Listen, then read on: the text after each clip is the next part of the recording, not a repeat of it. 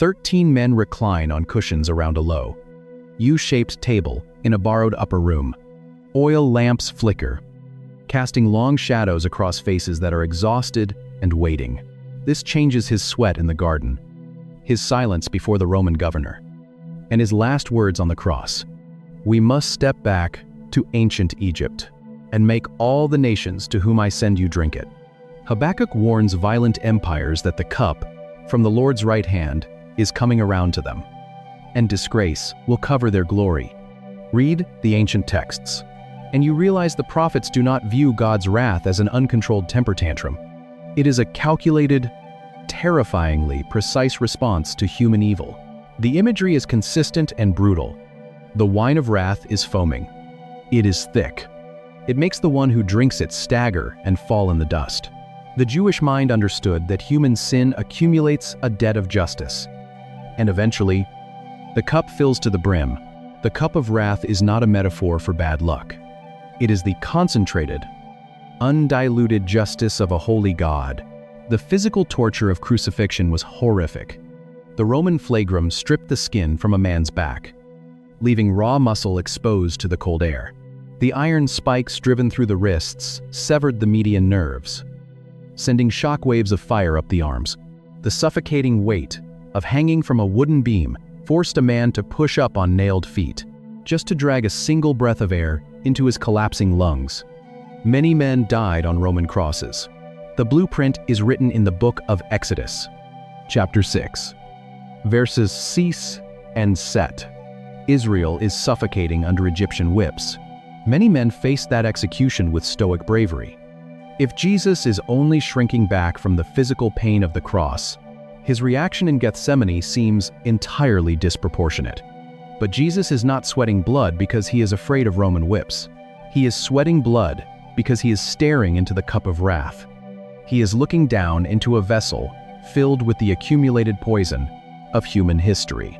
Every act of malice, every broken vow, every drop of blood spilled in the dirt by the powerful crushing the weak, every instance of quiet, devastating abuse happening behind closed doors. The justice for all of it, the furious, righteous anger of God against the destruction of his creation has been poured into this specific COS. To drink it means to be entirely cut off from the presence of the Father. It means stepping into the absolute zero of spiritual darkness. He is stepping between humanity and the cup they poured for themselves. He accepts the dreadful vessel in the garden, telling his Father, "Not my will, but yours be done." But he does not actually consume the judgment among the olive trees. The drinking of this cup begins when the sun comes up and the trials commence. And it reaches its agonizing climax in the darkest hour of the afternoon, hanging on a wooden beam. With a single, desperate gasp for a physical drink, they are drowning in the smell of wet clay, the blinding dust of the brickyards, the cracking of reeds under the midday sun. The sky turns black at midday. The air grows cold. The Roman executioners stand quiet in the unnatural dark. You can hear the horrific rhythmic scraping of torn flesh against rough wood as a man pushes up on an iron spike, just to drag a single breath of air into his collapsing lungs. He has been hanging in the dark for 3 hours. He is completely severed from the Father. The invisible vessel he accepted in the garden has been poured out over him. He has consumed the concentrated poison of human history. The judgment for every act of violence, every broken vow, every hidden betrayal has been swallowed. And then, John, chapter 19 tells us that, knowing all things were now completed, Jesus forces a single, agonizing word through cracked and bleeding lips: "I thirst." It is the only time he asks for anything on the cross. A Roman soldier plunges a sponge into a jar of sour wine. He attaches it to a stalk of the hyssop plant. He lifts it to the mouth of the dying rabbi. The bitter liquid stings the split skin of his lips. The hyssop branch is not a random detail. They are a people whose identity has been beaten down into raw, desperate survival. And into this darkness, God speaks to Moses, 1,500 years earlier, in the mud of Egypt. The terrified Israelites used a hyssop branch to paint the blood. of the Passover lamb on the wooden frames of their doors. The meal that began in the upper room has finally reached its climax. The rented room was just the preparation. The skull-shaped hill outside the city gates is the actual dining table. This cry from the cross is not a plea for physical comfort. It is the announcement that the cup of wrath is entirely empty. He takes the sour wine from the hyssop branch. He drinks the final drop of the bitter portion. And then he breathes his last word into the dark. Tetelestai. It is finished. The kos geula, the cup of redemption, has been purchased in blood. The true Passover lamb is dead. The cup of wrath has been drained to the absolute dregs. There is not a single drop left for anyone who hides behind his doorpost. His head falls forward. The earth shakes. The breath leaves his lungs. But the liturgy is still not over. Because if you remember the ancient rhythm of the meal, there is still one cup sitting untouched on a wooden table in an empty room in Jerusalem. He does not offer a vague promise of help. He does not offer a philosophical comfort. He gives a precise, four-part guarantee, and that single, unconsumed cup changes how you must understand the waiting season of your own life. We live our entire lives inside an unfinished meal. Think about that empty upper room after the footsteps faded into the Kidron Valley. The oil lamps have burned down to smoking wicks.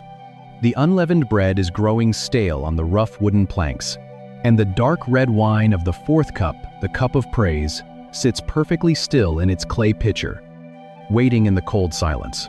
Jesus did not forget to drink it. He intentionally delayed it.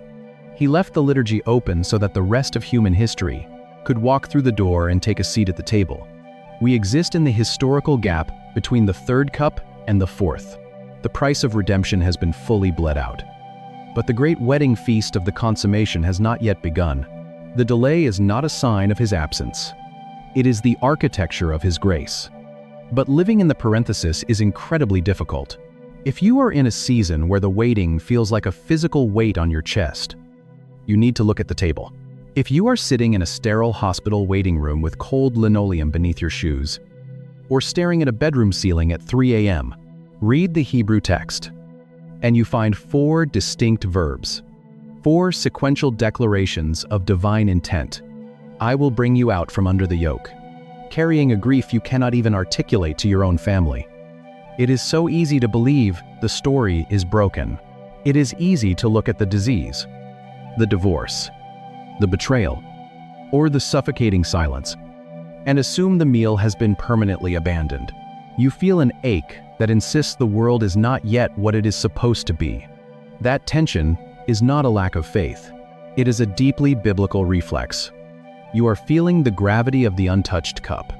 You are experiencing the profound dissonance of living between a cross that completely emptied the cup of wrath and a future kingdom that will finally pour the wine of ultimate healing. The sorrow you carry is the friction of the not yet. Your waiting is not a void. It is a reserved seat. He asked us to eat the bread and drink the cup until he comes, because he knew we would need a physical anchor. In the waiting room of history, he knew we would need to taste the promise on our own tongues when the darkness closed in. But the Passover will not remain suspended forever. The rabbi who walked out into the cold night made a very specific promise about that final, untouched vessel of wine. And the moment he finally lifts it to his lips will shatter the sky. I will rescue you from their slavery. I will redeem you with an outstretched arm. I will take you as my own people. The upper room is completely empty now. The 13 men are gone. The olive oil lamps have finally burned out, leaving the rough stone walls in total darkness. And sitting on the low wooden table, completely undisturbed in the quiet of Jerusalem, the fourth cup waits. A lamb bleeds in the mud of ancient Egypt, and a nation walks out of slavery. A rabbi lifts a clay vessel in a rented room, and the ancient liturgy of rescue is rewritten. A third cup of dark wine is poured, and the blood price of human redemption is announced. The final cup of praise is left untouched, and human history is suspended in a sacred pause. A man sweats blood into the soil of an olive grove, and the terrifying vessel of divine wrath is accepted. A dying king swallows sour wine from a hyssop branch, and the poison of our rebellion is completely drained. A heavy stone is violently rolled away from a tomb, and the promise of a future. Wedding feast is secured. One table, one king. But maybe the part that stays with me most is the promise he made right before he pushed back from that table and walked out into the cold Kidron Valley. I will not drink of this fruit of the vine until that day when I drink it new with you. Not just drink it with you. The creator of the universe paused his own liturgical celebration, walked into a bring out, rescue, redeem, take. Over the centuries, the Jewish people did not just memorize these words. They built a dining table out of them, spiritual wood chipper, and endured the absolute zero of the Father's wrath, simply because he refused to finish the celebration without his bride in the room. If you are in a season where the waiting feels impossible, where the silence of your own unfinished story is deafening, remember what the delay actually means. The untouched wine is not a symbol of abandonment. It is the ultimate proof of his devotion. You are not waiting for a tragedy to conclude. You are waiting for a banquet doors to open. And may the God who drank the terrifying cup of wrath down to the very dregs so that you would never have to taste it, give you the endurance to wait for the cup of joy that is coming. If this reached something deep inside you, subscribe. Leave a comment, even one word helps. Share this with someone who feels stuck in the waiting room of life. Pray for us as we keep digging into these texts. By the 1st century, the rabbis had woven these 4 specific promises into the physical structure of the Passover meal. They matched each divine verb to a physical cup of wine. 4 verbs, 4 cups. The first is the cup of sanctification. The man at the center reaches for a cup of red wine. He blesses it, then passes it. For 1,500 years, the descendants of Abraham have followed this sequence, tied to the promise. I will bring you out. The second is the cup of deliverance, tied to the promise. I will rescue you. The third is the cup of redemption, tied to the promise. I will redeem you. The fourth is the cup of praise, tied to the promise. I will take you. You drink the first cup when the meal begins, separating this night from all other nights. You drink the second cup right after the bitter herbs sting your tongue, reminding you of the tears of slavery. You drink the third cup after the roasted lamb is eaten and the unleavened bread is broken. You drink the fourth cup as the meal concludes, accompanied by the singing of the Hallel, the great psalms of praise. This is the unbreakable rhythm of Jewish memory. The wine is not just a ceremonial drink. It is a timeline. Every time a Jewish family raised a cup, they were drinking a promise. They were ingesting their own history. They were tasting the iron of the blood on the doorposts and the salt of the Red Sea wind. They were moving, physically and spiritually, through the sequential stages of their own salvation.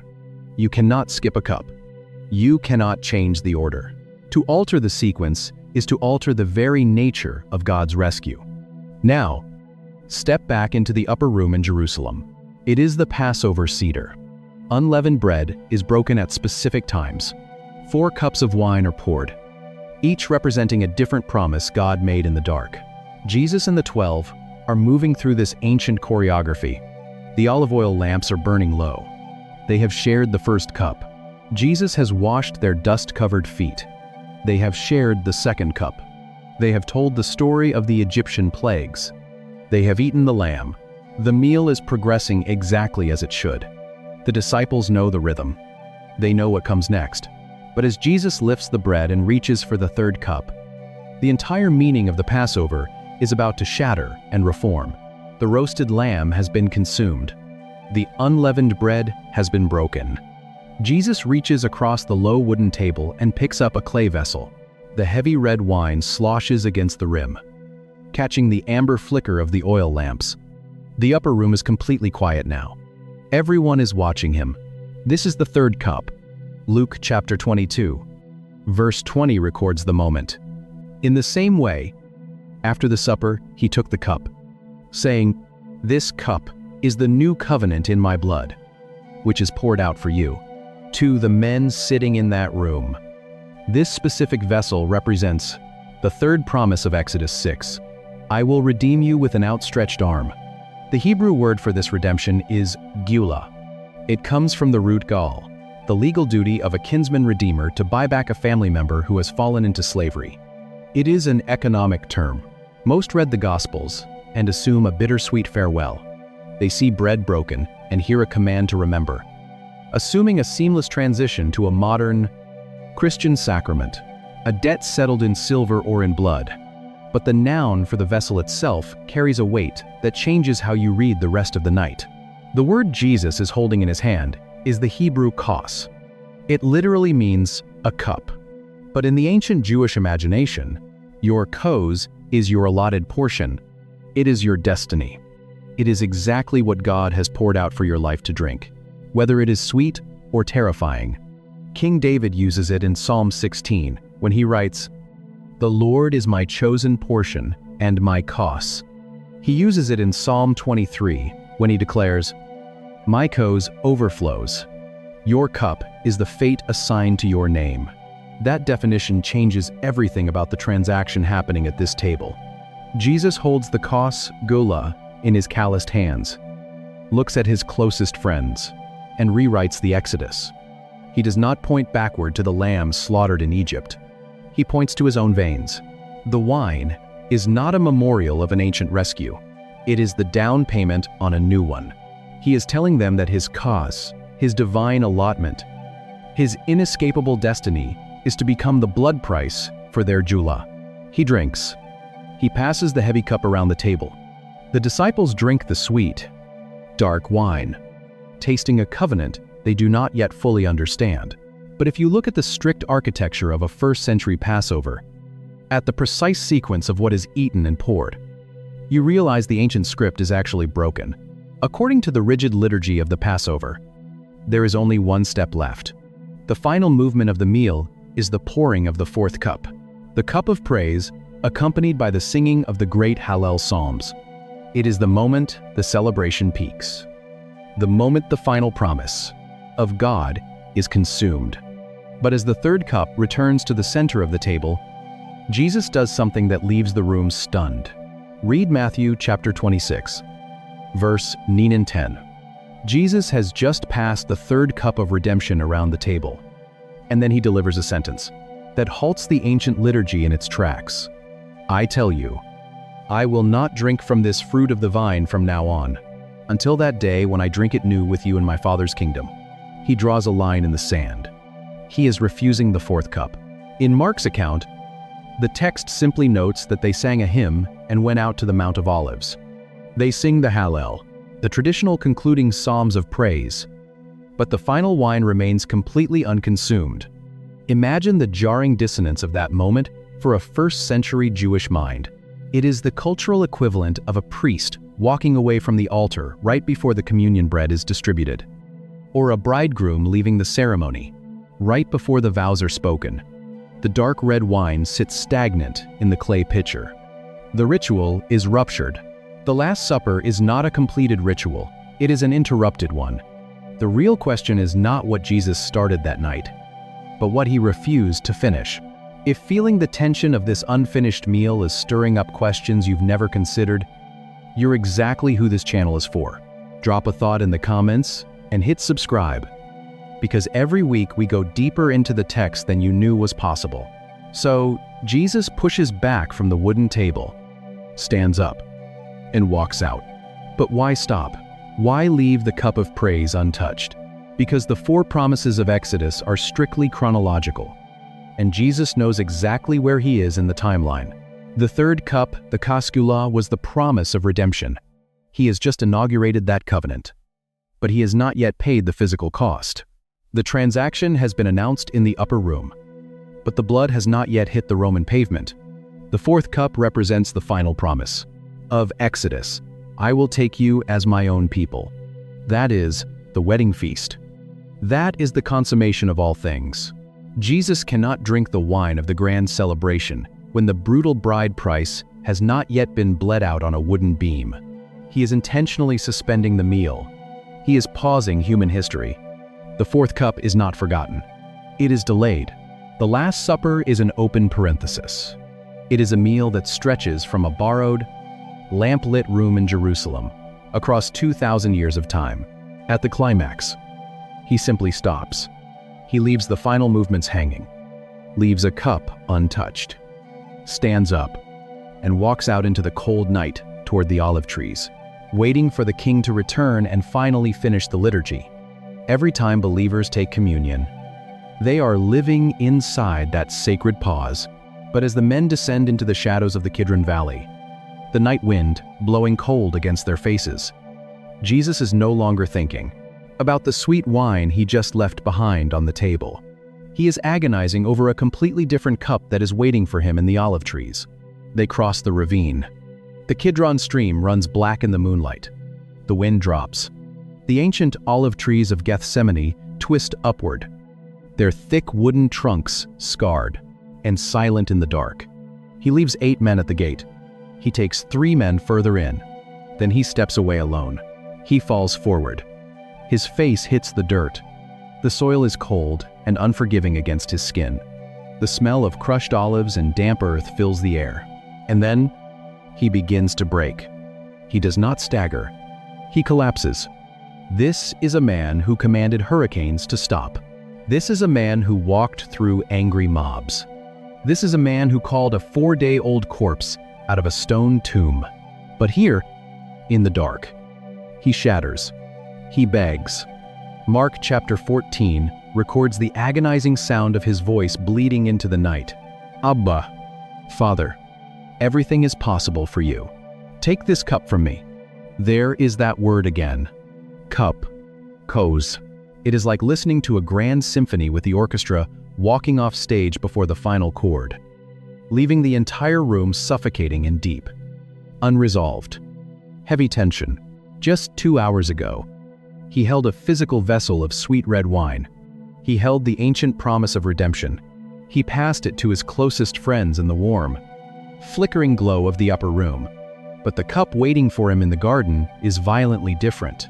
He cannot see its rim. He cannot touch its clay sides.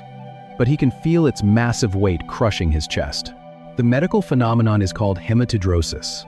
The extreme psychological terror causes the capillaries under his skin to rupture. The blood mixes with his sweat. It drops from his face.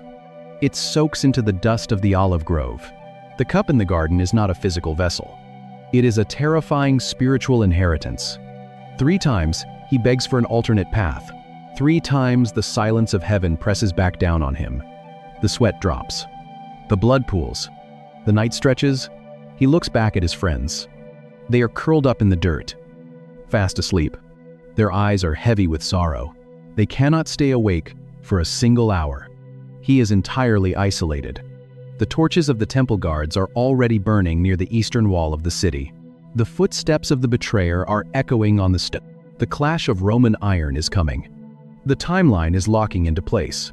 Why would a Jewish rabbi meticulously prepare a Passover, follow the ancient steps, and then abruptly abandon it? The answer changes how you read every hour that follows. He has to make a choice. He must drink. He must take the kos assigned to his name. He must swallow the portion poured out for his life. He stands up from the dirt. He wipes the blood from his face. He wakes his sleeping friends. He walks straight toward the torches. But what exactly is inside this second cup that terrifies the man who walked on water? What is he actually about to consume? To understand the absolute terror of Gethsemane, you have to look at what the ancient prophets said was waiting in the bottom of the glass. In the writings of the ancient Hebrew prophets, the cup is not just a metaphor for a person's destiny. When the prophets look at the corruption of the nations, the exploitation of the poor, and the idolatry of the human heart, they use the imagery of a cup to describe the inescapable, concentrated justice of God. Isaiah chapter 51 speaks of a terrifying vessel. He describes a people who have drunk from the hand of the Lord the cup of his wrath, who have drained to its dregs the goblet that makes people stagger. Jeremiah chapter 25 paints the same dark picture. God commands the prophet to take from his hand this cup filled with the wine of my wrath.